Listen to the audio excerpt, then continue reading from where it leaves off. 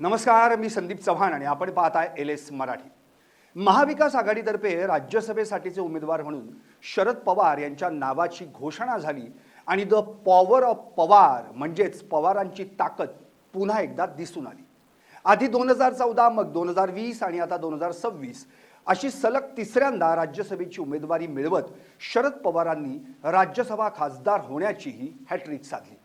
इतकंच नव्हे तर शरद पवार आणि पार्थ पवार या दोघांनाही राज्यसभेची उमेदवारी जाहीर झाल्यानं आता आजोबा नातवाची जोडीही आपल्याला राज्यसभेत पाहायला मिळणार। कन्या सुप्रिया सुळे 2009 मध्ये बारामतीच्या खासदार झाल्या आणि शरद पवार राज्यसभेत गेले।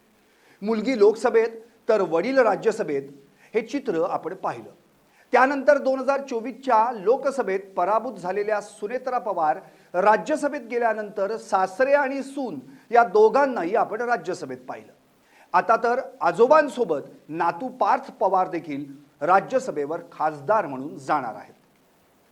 शरद पवार बारामतीचे सलग 6 वेळा आमदार, 5 वेळा लोकसभेचे आणि आता सलग तिसऱ्यांदा राज्यसभेचे खासदार व्हायला निघालेल्या शरद पवारांच्या राजकीय आलेखावर एक नजर टाकूयात ग्राफिक्सच्या माध्यमातून। आमदारकीची डबल हॅट्रिक। 1967 ला पहिल्यांदा काँग्रेसचे आमदार, वय होतं 27 वर्षे। 1972 आणि 1978 ला पुन्हा काँग्रेसचे आमदार। 1980 ला उर्स काँग्रेसचे आमदार। 1985 ला समाजवादी म्हणजे एस काँग्रेसचे आमदार।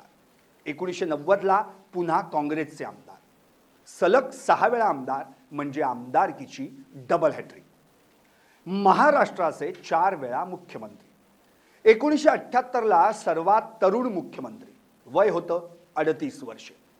1988 ला दुसऱ्यांदा मुख्यमंत्री। 1990 ला तिसऱ्यांदा मुख्यमंत्री। 1993 ला चौथ्यांदा मुख्यमंत्री। एकदा संरक्षण मंत्री, दोनदा कृषी मंत्री। 1991 ला काँग्रेसकडून पहिल्यांदाच लोकसभा खासदार। पंतप्रधान PV नरसिंह राव यांच्या मंत्रिमंडळात संरक्षण मंत्री। 1996 आणि 1998 ला पुन्हा काँग्रेसचे खासदार। 1999 ला राष्ट्रवादी काँग्रेस पक्षाची स्थापना। 1999 आणि 2004 ला राष्ट्रवादी काँग्रेसचे खासदार। मनमोहन सिंग यांच्या मंत्रिमंडळात 2004 व 2009 ला कृषी मंत्री। राज्यसभा खासदारकीची हॅट्रिक। 2014 ला पहिल्यांदाच राज्यसभा खासदार। 2020 ला दुसऱ्यांदा राज्यसभा खासदार। 2026 ला तिसऱ्यांदा राज्यसभा खासदार। थोडक्यात काय तर दोनदा कृषी मंत्री, एकदा संरक्षण मंत्री आणि महाराष्ट्राचे 4 वेळा मुख्यमंत्री राहिलेल्या 85 वर्षांच्या या अपराजित योद्ध्याचा राजकीय आलेख थक्क करणारा आहे। 1940 साली जन्मलेले शरद पवार 1967 पासून आज तागायत राज्यासह देशाच्या राजकारणातले महत्त्वाचे नेते राहिलेत, ते उगाच नाही। 1967 पासून आजपर्यंत म्हणजे गेली 59 वर्षे पवार घराण्यातील कुणी ना कुणीतरी राज्याच्या आणि देशाच्या राजकारणात प्रतिनिधित्व करत आलाय। आता तर त्यांच्या जोडीला दिल्लीच्या राजकारणात नातूही जाऊन बसणार। यालाच म्हणायचं द पॉवर ऑफ पवार। पाहत रहा LS मराठी, सत्याच्या पाठी, बातम्या सर्वांच्या सर्वांसाठी।